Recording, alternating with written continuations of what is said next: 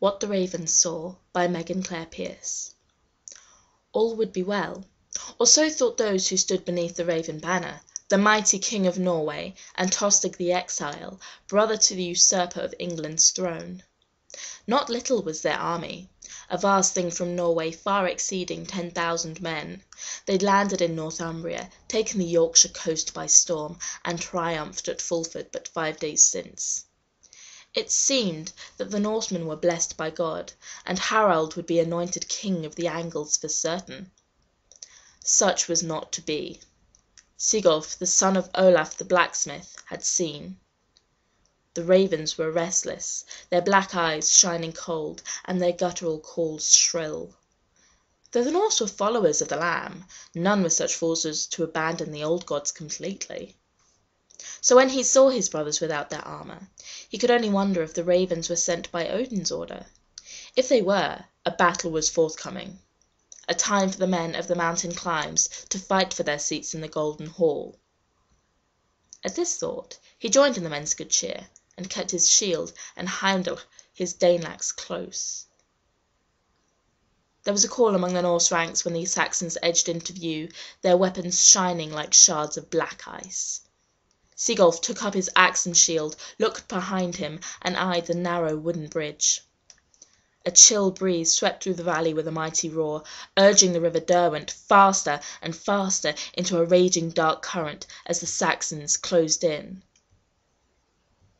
There was a broken moment, then, of silence.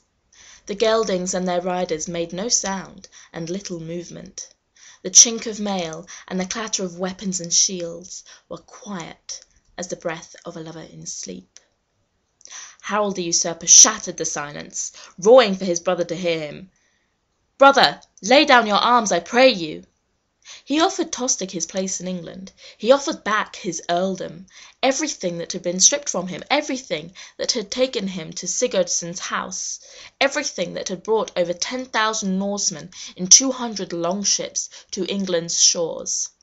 A young one who had seen little of battle, who had not even yet partaken of a woman's warmth, whispered, what would happen if Tostig should defect?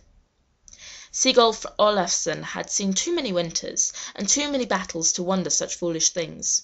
He will not, he said knowingly. He cannot. Even were he to defect, his brother would smite him for a traitor. He knows this.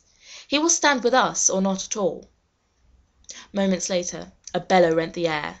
The Saxons moved to charge, and the Norsemen held up their shields in a mighty wall. The ravens' eyes glistened.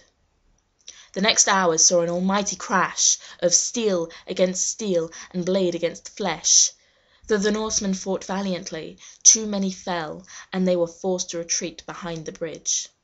Sigolf refused. He was too old, too full of the pride of his ancestors. He stood at the bridge, his face a mask of battle rage. He let out an almighty war cry and swung his axe, hacking man after man into bits.